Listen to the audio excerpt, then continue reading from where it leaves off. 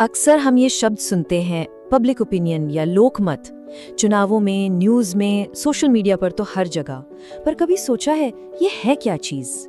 क्या ये वाकई लोगों की आवाज है या कुछ और ही कहानी है? चलिए आज इसी बड़े सवाल की गहराई में उतरते हैं। और देखिए, ये सिर्फ कोई किताबी सवाल नहीं है, ये तो आप कह सकते हैं डेमोक्रेसी के दिल का सवाल है। आखिर कैसे अलग अलग लोगों की अलग अलग सोच मिलकर एक ऐसी जबरदस्त ताकत बन जाती है जो नीतियां बदल दे, चुनाव के नतीजे पलट दें और यहाँ तक कि सरकारें गिरा दें। चलिए इसे परत दर परत खोल कर देखते हैं। तो इससे पहले कि हम इसकी पेचीदगियों में जाएं, एक काम करते हैं। सबसे पहले बिल्कुल बेसिक बात समझ लेते हैं। जब हम कहते हैं लोगों की आवाज, तो इसका असल में मतलब क्या है? इस परिभाषा को जरा ध्यान से देखिए। इसमें दो शब्द बहुत जरूरी हैं। पहला है समुच्चय, मतलब ये किसी एक इंसान की राय नहीं है, ये बहुत सारी आवाजों का एक तरह से एक मिश्रण है। और दूसरा महत्वपूर्ण हिस्सा। इसका मतलब ये नहीं कि हर कोई एक ही बात कह रहा है, नहीं, इसका मतलब है कि इतने सारे लोग सहमत हैं कि उनकी बात को नजरअंदाज नहीं किया जा सकता। तो एक बात तो साफ है, पब्लिक ओपिनियन कोई हवा हवाई चीज नहीं है। इसके कुछ ठोस हिस्से होते हैं। ये हमेशा किसी खास मुद्दे पर होती है, जैसे मान लीजिए टैक्स पर या हेल्थ केयर पर। ये वक्त के साथ बदल भी सकती है। सोचिए जरा, आज से 10 साल पहले किसी पॉलिसी पर लोगों की क्या राय थी और आज क्या है। और सबसे जरूरी बात, यही तो लोकतंत्र की नींव है, वो आवाज जिसे नेताओं को सुनना ही पड़ता है। ठीक है, तो अब हम ये तो समझ गए कि ये है क्या। अब जरा ये सोचते हैं कि इसे कैसा होना चाहिए। मतलब एक परफेक्ट दुनिया में, एक आदर्श लोकतंत्र में पब्लिक ओपिनियन की ताकत असल में कैसी दिखती होगी? तो देखिए, आइडियल सिचुएशन में पब्लिक ओपिनियन तर्क पर आधारित होती है, सबकी भलाई के बारे में सोचती है। इसे किसी पर थोपा नहीं जाता, बल्कि ये तो खुली बहस से अपने आप निकल कर आती है। और आखिर में यही वो चीज है जो हमारे कानूनों को असली ताकत देती है, ये सोच कि ये कानून लोगों की मर्जी को दिखाते हैं। लेकिन असल दुनिया तो आइडियल होती नहीं है ना? तो चलिए अब सिक्के का दूसरा पहलू देखते हैं, वो पहलू जहाँ चीजें बहुत ज्यादा उलझी हुई हैं। और यहीं पर वो सबसे बड़ा सवाल खड़ा होता है ना? क्या हम सच में ये मान सकते हैं कि हर इंसान हर मुद्दे पर हर वक्त पूरी तरह से इन्फॉर्म्ड और लॉजिकल होगा?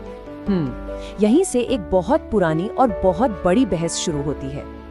देखिए, इस बहस में दो बड़े खेमे थे। एक तरफ थे वॉल्टर लिपमैन जैसे लोग जो थोड़ा शक करते थे। उनका मानना था कि आज की दुनिया इतनी कॉम्प्लेक्स है कि हम उसे समझने के लिए अपने दिमाग में आसान सी तस्वीरें बना लेते हैं और ये तस्वीरें अक्सर हकीकत से दूर होती हैं।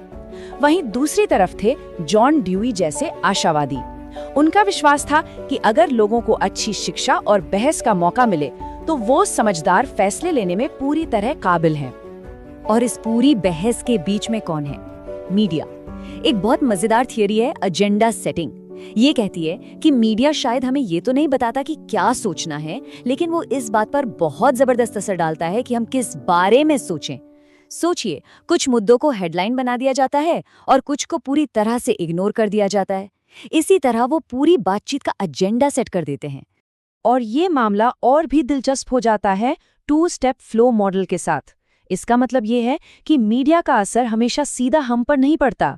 जानकारी अक्सर पहले ओपिनियन लीडर्स तक पहुंचती है। अब ये ओपिनियन लीडर कौन है? ये कोई फेमस ब्लॉगर हो सकता है, आपके मोहल्ले का कोई नेता, या आपके घर में ही कोई जो दिन भर न्यूज देखता है। फिर ये लोग उस जानकारी को अपने अपने नजरिए के साथ अपने नेटवर्क में फैलाते हैं। तो सवाल ये उठता है कि अगर पब्लिक ओपिनियन इतनी कॉम्प्लेक्स है और इस पर इतनी आसानी से असर डाला जा सकता है, तो फिर हम पता कैसे लगाते हैं कि लोग आखिर सोच क्या रहे हैं? खैर, इसका सबसे कॉमन तरीका जो हम सब जानते हैं वो है ओपिनियन पोल। अब ये पोल्स करते क्या है? इनके कई जरूरी काम हैं। ये सिर्फ ये नहीं बताते कि कौन सी पार्टी जीत सकती है, ये नेताओं को ये भी बताते हैं कि आम लोगों के लिए असल में क्या जरूरी है, नौकरी, महंगाई या स्वास्थ्य।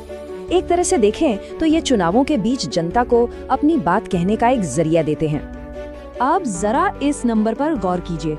जब पूरे देश की राय जानने के लिए नेशनल पोल होते हैं ना, तो उनमें आमतौर पर बस इतने ही लोगों से बात की जाती है। थोड़ा अजीब लगता है ना? सिर्फ 1500 लोग। बिल्कुल, ये सवाल दिमाग में आना लाजमी है। आखिर कैसे बस 1500 लोग करोड़ों लोगों की राय बता सकते हैं? इसका जवाब गणित और विज्ञान में छिपा है। इसे यूं समझिए, मान लीजिए आपने एक बहुत बड़े पतीले में सूप बनाया है। अब आपको ये चखना है कि नमक ठीक है या नहीं। तो क्या आप पूरा पतीला पी जाएंगे? नहीं ना, आप बस एक चम्मच लेंगे, उसे अच्छे से मिलाकर चखेंगे और आपको अंदाजा हो जाएगा। साइंटिफिक सैंपलिंग में ये सैंपल बिल्कुल उसी चम्मच की तरह है। अगर वो सैंपल पूरे देश का एक छोटा बैलेंस्ड मॉडल है, मतलब उसमें हर उम्र, जेंडर, इलाके के लोग सही अनुपात में है, तो नतीजे हैरान करने वाले सटीक हो सकते हैं। तो देखिए, हमने काफी कुछ कवर कर लिया। पब्लिक ओपिनियन क्या है, इसकी आइडियल शक्ल कैसी होती है और असल दुनिया में इसे मापने में क्या क्या चुनौतियां आती हैं। तो इन सब से निचोड़ क्या निकलता है, क्या सीख मिलती है? सबसे बड़ी बात ये है, हाँ, ये सच है कि पब्लिक ओपिनियन कॉम्प्लेक्स हो सकती है, कभी-कभी गलत जानकारी पर भी आधारित हो सकती है, लेकिन इन सब के बावजूद ये बेहद जरूरी है। ये पावर पर एक बहुत बड़ा चेक है। ये इस बात को पक्का करती है कि जो लोग सत्ता में हैं, वो उन लोगों की जरूरतों को पूरी तरह से नजरअंदाज ना कर दें जिन्होंने उन्हें चुना है। और ये हमें आज के सबसे बड़े चैलेंज पर लाके खड़ा करता है। आज का दौर सोशल मीडिया का है, इन्फॉर्मेशन की बाढ़ का है। ऐसे में हम ये कैसे पक्का करें कि लोगों की आवाज सुनी भी जाए और वो आवाज एक सोची समझी, इन्फॉर्म्ड आवाज हो? ये एक ऐसा सवाल है जिसका जवाब हम सबको मिलकर एक हेल्दी डेमोक्रेसी के लिए ढूंढना ही होगा। इस पर सोचेगा जरूर।